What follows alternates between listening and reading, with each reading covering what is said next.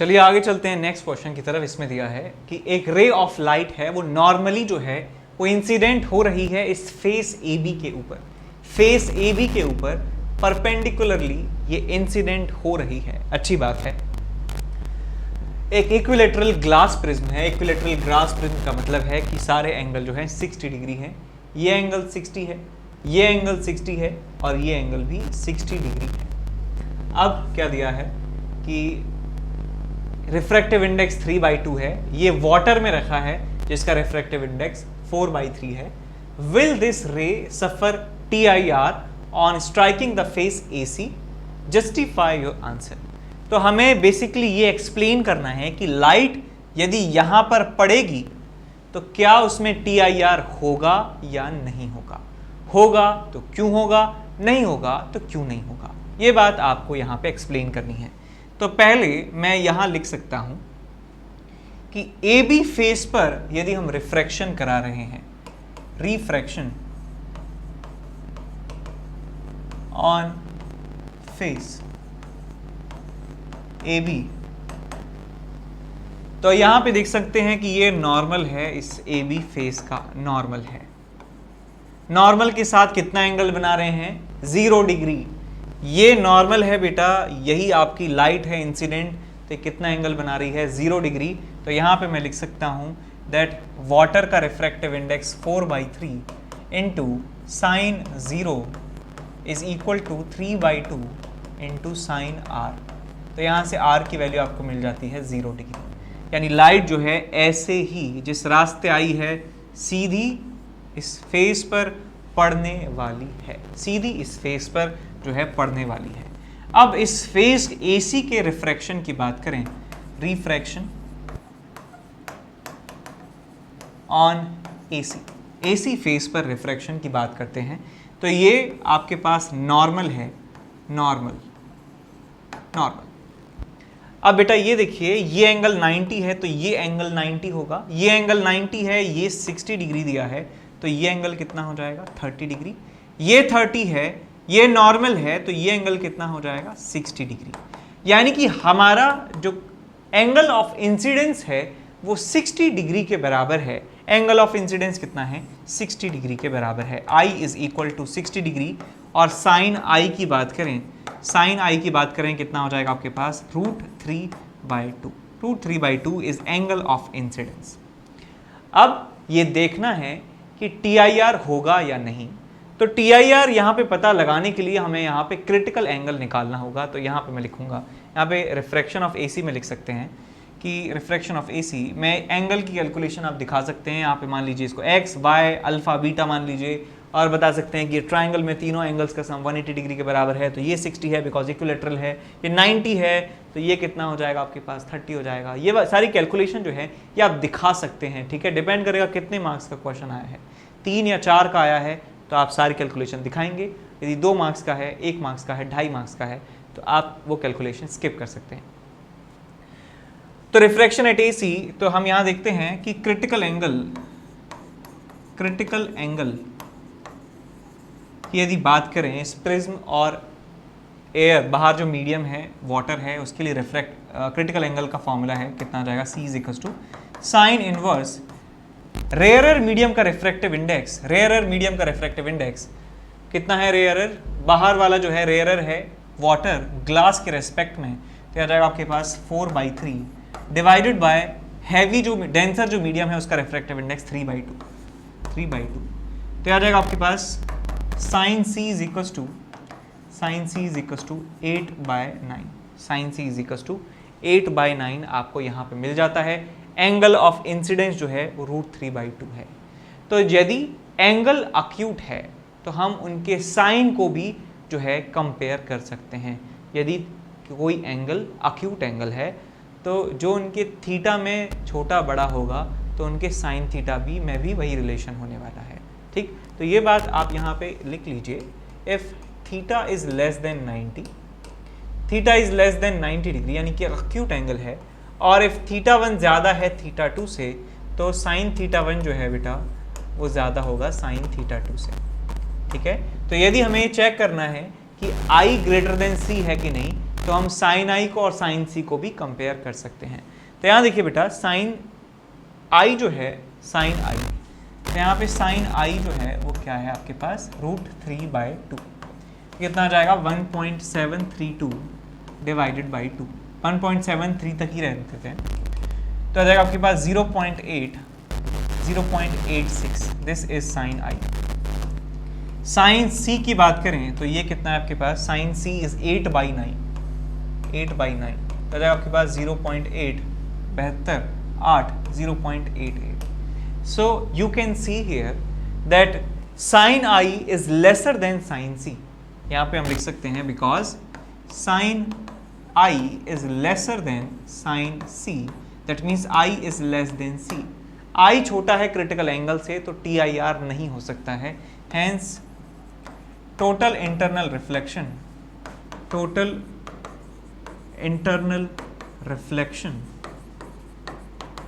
is not possible, and light will refract into the water। ये पानी में जो है रिफ्रैक्ट हो जाने वाली है, ये आर पार जो है लाइट जो है ये चली जाएगी, लाइट जो है बाहर चली जाएगी, अपने पाथ से नॉर्मल से अवे बैंड हो जाएगी इस तरीके से। तो ये है सॉल्यूशन इसका। अब हम चलते हैं नेक्स्ट क्वेश्चन की तरफ। नेक्स्ट क्वेश्चन है क्वेश्चन नंबर 18, जिसमें दिया है कि एक रे है PQ और वो इस सरफेस के परपेंडिकुलरली इंसिडेंट हो रही है, और क्या दिया है, BAC is refracted in the prism BAC। अच्छा, रिपीट हो चुका है, the prism BAC, weight of the material of refractive index 1.5। ये एक 1.5 रिफ्रैक्ट इंडेक्स के मटेरियल से बना है। तो complete the path of the रे through the prism, from which face will the रे इमर्ज, जस्टिफाई योर आंसर। तो कौन से फेस से हमारी लाइट जो है इमर्ज होने वाली है। देखिए कैसे पता चलेगा, आप पहले लाइट का जो पाथ है, आप AB पे जब लाइट आ रही है तो वो एज इट इज जो है वो बाहर निकल जाएगी। एक्सक्यूज मी,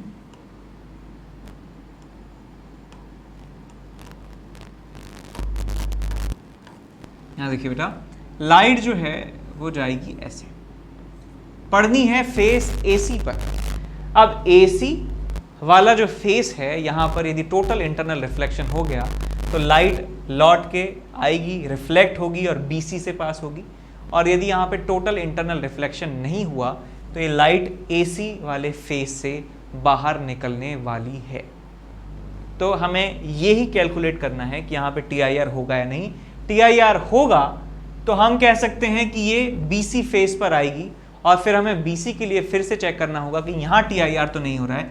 यहाँ TIR हो गया तो हम यहाँ पे AB से पास होता हुआ मानेंगे, फिर AB पे फिर चेक करना होगा कि TIR तो नहीं हो रहा है, फिर हमें लास्ट में पता चलेगा कहाँ पे TIR आखिर में नहीं हो रहा है, उसी फेस से ये निकल जाएगी। तो ये IIT JEE एडवांस का क्वेश्चन बन जाएगा। यदि ये इस फेस से भी TIR हो गया और इस फेस से भी TIR हो गया तो ये JEE एडवांस का क्वेश्चन बन जाएगा। तो एक तो पहले ही आप देख सकते हैं कि इतना तो नहीं पूछेंगे कि यहाँ से TIR होगा तो यहाँ जाएगी, यहाँ से फिर चेक करना पड़ेगा, यहाँ जाएगी। तो मुझे तो लगता है कि ये AC से डायरेक्ट ही निकल जाएगी, जैसे क्योंकि बोर्ड चाहेगा कि 2, 4, 5, 10 लाइन में जो है सवाल सॉल्व हो जाए। तो चलिए करके देख लेते हैं ना, ऐसे अंडर एस्टिमेट नहीं करना चाहिए। तो पहले हम यहाँ लिखेंगे refraction at surface AB, refraction at surface AB। तो यहाँ पे लिख सकते हैं कि ये नॉर्मल है, ये नॉर्मल है, तो यहाँ लिख सकते हैं नॉर्मल के साथ ये लाइट 0 डिग्री एंगल बना रही है, तो लिख सकता हूँ 1 इंटू, बाहर एयर है, यदि कुछ नहीं दिया है तो बाहर एयर मानना है, sine of 0 degree is equals to 1.5 into sine of R। तो यहाँ से आपको R मिल जाएगा 0 डिग्री, यानी कि लाइट जो है R पार निकल जाएगी, यहाँ पर पड़ेगी। ये 90 है, ये 60 है, ये 90 है, ये 30 है, ये 30 है, ये 90 है, ये 60 है, ये 60 है, तो ये नॉर्मल के साथ कितना है, 30 डिग्री है। तो इस लाइट का जो एंगल ऑफ इंसिडेंस माना जाएगा वो 30 डिग्री माना जाएगा। अब 30 डिग्री एंगल ऑफ इंसिडेंस मान लेते हैं, I के बराबर मान लेते हैं 30 डिग्री। अब चेक करना है कि यहाँ पे क्रिटिकल एंगल कितना है। सो यहाँ पे मैं लिखूंगा calculating critical angle, critical angle, तो क्रिटिकल एंगल का फॉर्मूला जानते हैं, साइन इनवर्स रेयरर मीडियम का refractive index 1 divided by denser medium का रिफ्रैक्टिव इंडेक्स 3/2, तो ये बन जाएगा आपके पास sine C is equal to 2/3 is equal to 0.66। और हम यहाँ पे एंगल तो एग्जैक्टली कैलकुलेट नहीं कर पाएंगे, है ना, हमारी लिमिटेशन है कि हम साइन इनवर्स 2/3 नहीं जानते हैं, तो हम एंगल को कंपेयर करने की जगह हम उनके साइन को कंपेयर कर लेंगे, बिकॉज जब एंगल अक्यूट होता है तो उनके थीटा को कंपेयर करें चाहे साइन थीटा को कंपेयर करें, बात एक ही है। तो भाई आप साइन आई निकाल लीजिए, साइन आई कितना है 30 डिग्री, 30 डिग्री का कितना हो जाएगा, sine 30 is equal to 1/2 is equal to 0.5। तो साइन आई की वैल्यू जो है 0.5 है, साइन सी की जो वैल्यू है वो 0.66 है, तो यहाँ पे कह सकते हैं because sine i is less than sine c, hence i is less than c, और आई लेस देन सी है तो टी आई आर नहीं होने वाला है, hence no T I R, लिखें पूरा नाम टी आई आर का, total internal reflection will occur, no T I R will occur. तो टी आई आर यदि नहीं होगा तो ये लाइट जो है ये यहीं से निकल जाएगी और ये लाइट जो है रिफ्रैक्ट हो जाएगी। तो यहाँ पे हम यदि यूजिंग स्नेल्स लॉ लगा देते हैं इस फेस पर, स्नेल्स लॉ एट इंटरफेस, कौन सा इंटरफेस है, AC, इंटरफेस AC पर स्नेल्स लॉ यदि हम लगाते हैं तो देखिए क्या मिलेगा, ये हमारे पास AC फेज है, ये हमारा नॉर्मल है, लाइट पड़ रही है 30 डिग्री एंगल पर, यहाँ का रिफ्रैक्टिव इंडेक्स 1.5 है, बाहर का रिफ्रैक्टिव इंडेक्स 1 है, ये जा रहे हैं डेंसर से रेयरर, तो ऑफ कोर्स सी बात है, कॉमन सी बात है, ये एंगल जो है ये ज़्यादा होगा 30 डिग्री से, तो वो हम निकाल लेते हैं 1.5 into sine 30 is equal to 1 into sine R, तो यहाँ से आपको मिल जाएगा 3/4 is equal to sine R. तो लाइट जो है ऐसे जाने वाली है, आप पूरा प्रिज्म भी बना सकते हैं, यहाँ पे पूरा प्रिज्म आप ऐसे बना दीजिए, इसको कंप्लीट कर दीजिएगा, ऐसे प्रिज्म बनेगा और हमारी लाइट जो है वो AC फेस से बाहर निकलेगी। ठीक, आगे चलते हैं।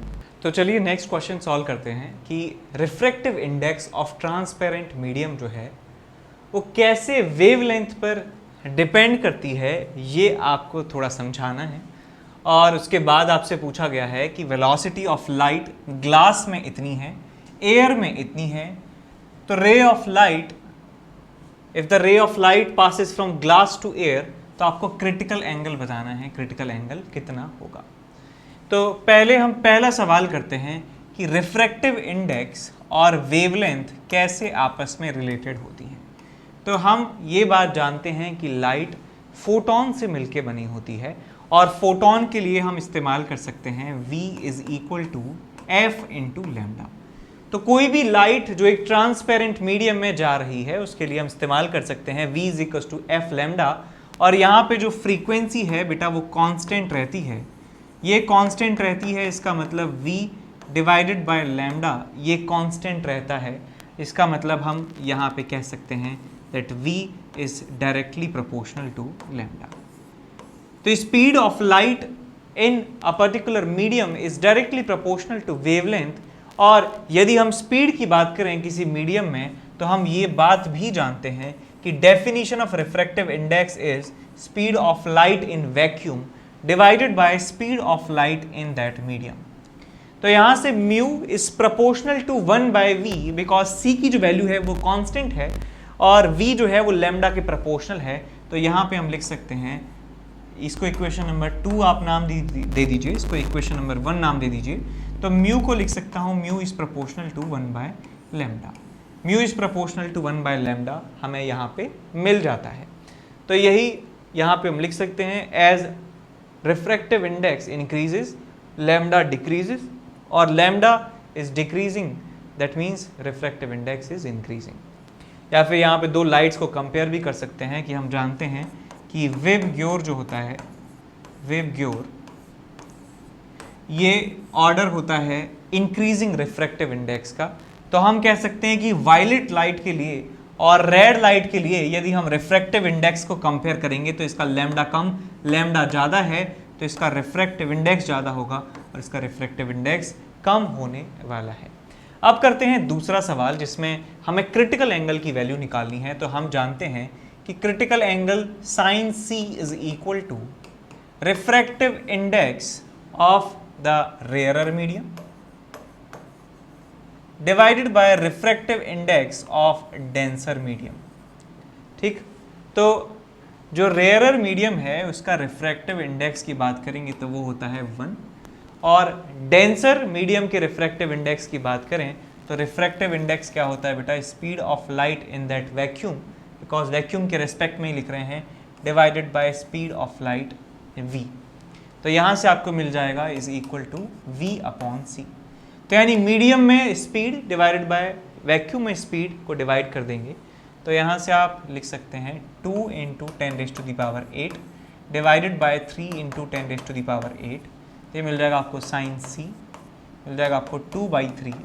तो यहाँ से सी की वैल्यू मिल जाती है आपको sine inverse of 2/3। Sine inverse 2/3 will be your critical angle. ठीक, आगे चलते हैं नेक्स्ट क्वेश्चन की तरफ। इसमें दिया है कि दो मोनोक्रोमेटिक लाइट रे हैं और वो नॉर्मली इंसिडेंट होती हैं इस फेस पर। एक लाइट ये है, दूसरी लाइट ये है, इनको नंबर दे देते हैं नंबर 1, नंबर 2। ए एक आइसोलेसिस राइट एंगल प्रिज्म है, यानी कि ये 45, ये 90 है। ठीक बात।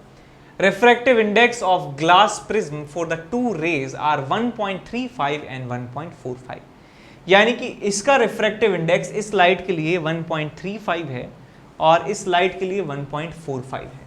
सो μ1 इज इक्वल टू 1.35 और μ2 जो है वो है आपके पास 1.45। अच्छा, तो आपको बताना है कि इन दोनों के जो पाथ हैं आपको इन्हें ट्रेस करना है कि कैसा इनका पाथ होने वाला है। तो बेटा यहाँ देखिए कि ये लाइट ए बी से पास होंगी तो ये ऐसे एक तरीके से इनको ये पेनिट्रेट कर जाएंगी बिना डेविएशन के, ये आर पार निकल जाने वाली हैं।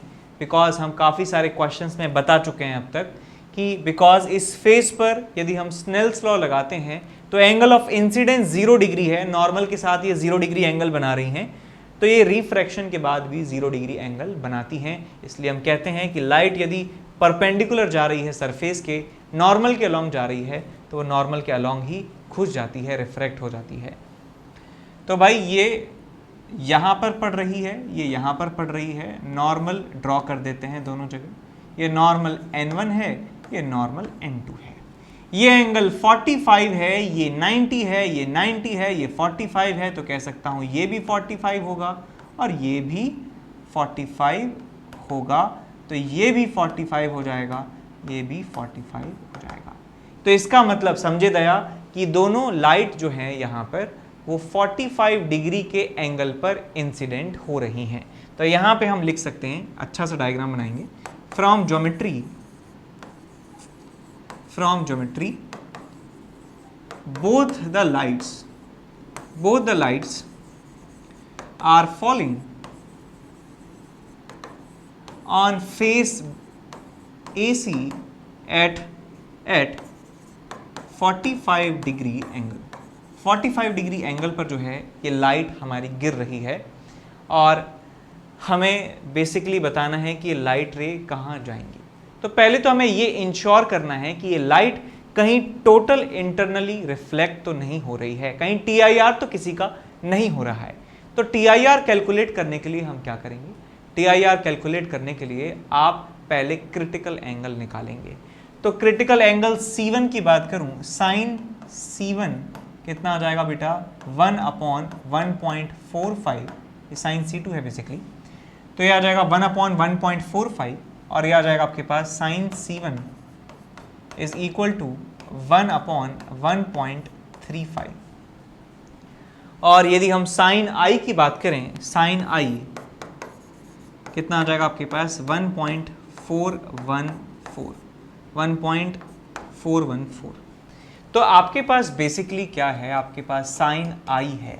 साइन I कितना है, 1/√2 दैट इज 1.414 और जो पहली वाली लाइट रे है साइन C1, उसका आपको क्रिटिकल एंगल पता है, दैट इज 1/1.35, और आपको मालूम है कि साइन C2 दूसरी वाली लाइट के लिए कितना है क्रिटिकल एंगल, 1/1.45। तो हम ये बात जानते हैं कि यदि एंगल अक्यूट है तो हम एंगल को कंपेयर करें चाहे उनके साइन को कंपेयर करें, एक ही बात होती है। तो यहाँ पे आप लिख सकते हैं कि डिनोमिनेटर जिसका बड़ा है वो क्वांटिटी छोटी होती है। तो यहाँ आप देख सकते हैं कि साइन आई किससे ज़्यादा बैठ रहा है।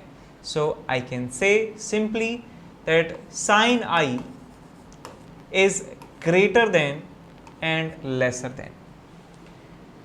तो जिसका डिनोमिनेटर बड़ा होगा वो क्वांटिटी छोटी होगी। तो इससे बड़ा है तो इससे छोटा है, तो इसका मतलब साइन C2 से ये बड़ा है और ये साइन C1 से छोटा है। साइन C1 से छोटा है, इसका मतलब मैं लिख सकता हूँ I is greater then C2 but lesser than C1। I is lesser than C1 but greater than C2।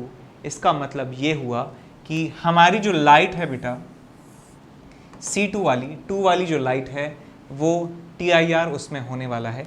Hence light number 2, light रे number 2 will be totally internally reflecting, but ray number 1 जो है will be refracting in air, जो है वो air में refract हो जाएगी। यदि मैं डायग्राम आपको यहाँ पे बना के दिखाऊं तो इनमें से जो आपकी नंबर 1 जो लाइट थी वो जा रही थी सीधी, तो क्या होगा वो ऐसे निकल जाने वाली है। ये 45 डिग्री एंगल बना रहे थे तो नॉर्मल से अवे डायरेक्शन में ये बेंड हो जाएगी, और हमारी जो दूसरी लाइट है वो उसके साथ क्या होने वाला है, वो TIR करने वाली है। ये एंगल जो है नॉर्मल के साथ ये 45 है, एक्सक्यूज़ मी, यहाँ पे मुझे थोड़ा सा अंडू करना होगा बिकॉज हमारी लाइट 45 पे जा रही थी। तो ये 45 पे यदि जा रही है तो 45 पे रिफ्लेक्ट होगी, यानी कि ऐसे जाएगी, 45 पे रिफ्लेक्ट होगी, इसका मतलब ऐसे जाएगी और सीधी यहाँ पे निकल जाएगी। तो हम समझ गए कि जो लाइट है एक ऐसे जा रही है एक ऐसे जा रही है, और यहाँ पे कोई कंडीशन नहीं बन रही है कि वापस TIR हो, तो कोई दिक्कत की बात नहीं है। ठीक है, अब चलते हैं आगे नेक्स्ट क्वेश्चन की तरफ। इसमें दिया है कि एक ट्रांसपेरेंट स्फीयर है जिसका सेंटर C पे है, इसका रिफ्रैक्टिव इंडेक्स √3 के बराबर है। लाइट A पर पड़ती है 60 डिग्री एंगल से, तो आपको बताना है कि एंगल ऑफ रिफ्रैक्शन कितना है। एंगल ऑफ रिफ्रैक्शन आपको बताना है, बाकी की जो इंफॉर्मेशन है वो काम की नहीं है। तो यहाँ पे आप लगा देंगे, क्या लगाएंगे, स्नेल्स लॉ लगाएंगे। तो भाई ये आपका नॉर्मल है, इस पॉइंट के लिए ये नॉर्मल है। हमारी लाइट 60 डिग्री का एंगल बना रही है, तो रिफ्लेक्शन के बाद हमें पूछना है कि ये कितना एंगल बनाती है। यही क्वेश्चन में भी आपसे पूछा है, तो मैं लिख सकता हूँ μ = 1 for air and μ = √3 for the glass. Applying Snell's law at A, applying Snell's law at A, आपको क्या मिलेगा, 1 × sin 60 is equal to √3 × sin R। तो ये आपको मिल जाएगा 1√3/2 is equal to √3 × sin R। तो यहाँ से आपको मिल जाता है R = 30 डिग्री। तो यही आपका आंसर है, 30 डिग्री पे ये जाएगा।